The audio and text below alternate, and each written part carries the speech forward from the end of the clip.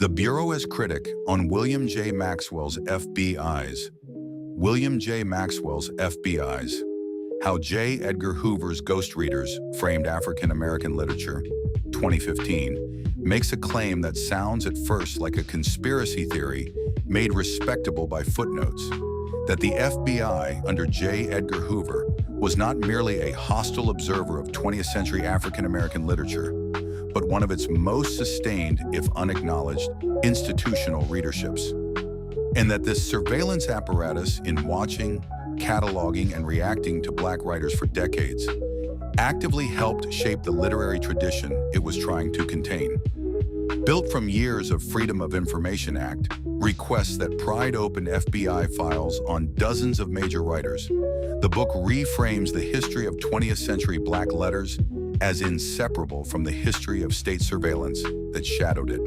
The core argument: Maxwell's research documents FBI surveillance files, some running to hundreds or thousands of pages, on a striking roster of major African American writers stretching from the Harlem Renaissance through the Black Arts movement, including Claude McKay, Langston Hughes, Richard Wright, Ralph Ellison, James Baldwin, and many others, compiled continuously across roughly the middle half of the 20th century as the Bureau tracked Black literary production for signs of communist affiliation, radical politics, and racial subversion. His central and more provocative claim is that these files reveal FBI agents functioning, however crudely and with hostile intent, as an unacknowledged shadow institution of literary criticism. Reading text closely, tracking stylistic and thematic development across a writer's career, cross-referencing published work against biographical surveillance, and producing, in aggregate, one of the most extensive contemporaneous archives of critical attention paid to Black literature in the period. An archive assembled not to celebrate the tradition, but to police it.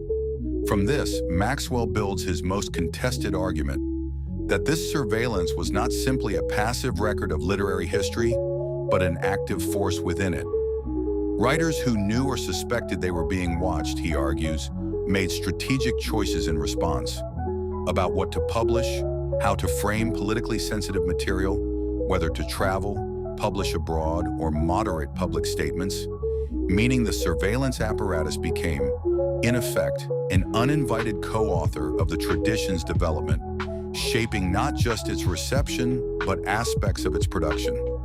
Maxwell frames the FBI's reading practice as ironically paralleling the era's dominant literary critical method, new criticism, with its emphasis on close textual attention, except deployed in the service of state suspicion rather than aesthetic appreciation, producing what he calls Aesop's fables, style paranoid readings that hunted for hidden subversive meaning beneath literary surfaces. What the book gets right.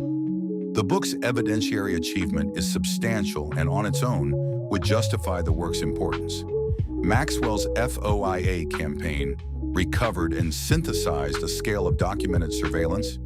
He identifies dozens of major Black writers subject to sustained FBI files that had not previously been assembled into a single coherent historical account.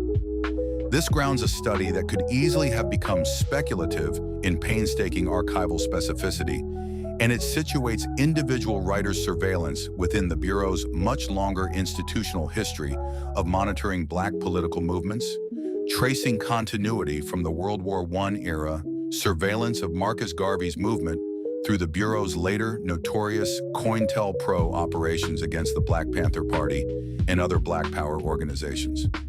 The book's more theoretically ambitious claim that state surveillance was constitutive of, not merely adjacent to, African American literary history, has proven genuinely productive for the field because it forces a reconsideration of how purely literary decisions, style, subject matter, publication venue, tone, can be entangled with writers' well-founded awareness that their work and lives were being monitored by a hostile state apparatus.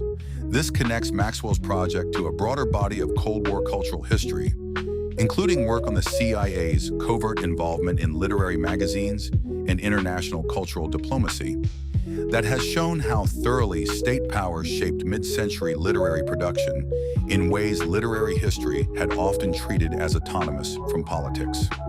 Where the argument strains, the book's reception, while largely celebratory, it won the American Studies Association's John Hope Franklin Prize and other major recognition, has generated substantive critical engagement on several fronts. The causal claims about surveillance shaping literary content are difficult to establish with certainty. Maxwell is careful to hedge much of his argument in terms of plausible influence and strategic response, rather than direct, provable causation. But reviewers have noted that demonstrating that a writer's specific stylistic or thematic choices were caused by awareness of surveillance, rather than by the many other pressures operating on any working writer, is inherently difficult to establish from the documentary record alone. The FBI files show what the Bureau read and how it reacted. They are far less able to show, with the same evidentiary confidence, exactly how that surveillance fed back into a given writer's compositional choices, which leaves some of the book's strongest claims resting more on informed inference than on demonstrable proof. Granting the FBI status as readers risks overcrediting the sophistication of what was often crude, paranoid interpretation. Maxwell is explicit that the Bureau's reading practice was hostile and often clumsy, but some critics have pushed back on the framing of FBI agents as a meaningful critical readership at all, arguing that describing surveillance files as a body of criticism, even ironic or shadow criticism, risks dignifying or at least aestheticizing an apparatus whose actual function was repression, harassment, and in some cases, direct sabotage of Black writers' careers and safety. The rhetorical move of calling agents ghost readers is illuminating, but it also flirts with a frame that treats surveillance and criticism as more symmetrical activities than their radically different stakes and intentions warrant. The book's focus concentrates on already canonical figures, because Maxwell's method depends on writers prominent enough to have generated substantial FBI attention, and later, on writers whose archives and biographical profile made FOIA requests productive. The study's roster skews toward major, already well-studied figures: Hughes, Wright, Baldwin, Ellison, rather than the lesser-known writers whose surveillance and whose careers might reveal different and less told stories. Some reviewers have noted this risk reinforcing, rather than expanding, the existing canon, even while purporting to reveal an unacknowledged institutional history behind it. Gender and the specific experience of women writers receive less sustained attention. Some critics have observed that the book's central cases and its ghost reader framework are drawn disproportionately from male writers, and that a fuller account of how surveillance intersected with gender, including the distinct forms of scrutiny and vulnerability faced by Black women writers and activists under Bureau surveillance, remains comparatively underdeveloped relative to the book's treatment of its central male figures. Why the book still matters. These are qualifications on a genuinely field-shifting book, rather than grounds for dismissing it. FBI's permanently changed how scholars think about the relationship between the state and Black literary production in the 20th century, replacing a narrative in which surveillance was an occasional, external threat to individual writers with a much more integrated account in which state monitoring was a persistent, structuring condition of the literary field itself.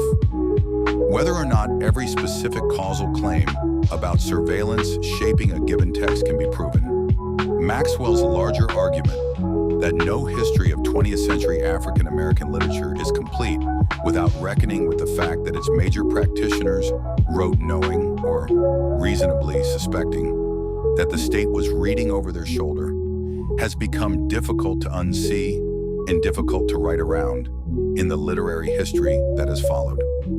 Note, this essay engages Maxwell's arguments and the surrounding critical debate in summary and analytic form. For direct engagement with his evidence and reasoning, consult the original text alongside the broader literature on Cold War cultural politics and state surveillance of Black political movements, including scholarship on COINTELPRO and the FBI's surveillance of Marcus Garvey's movement.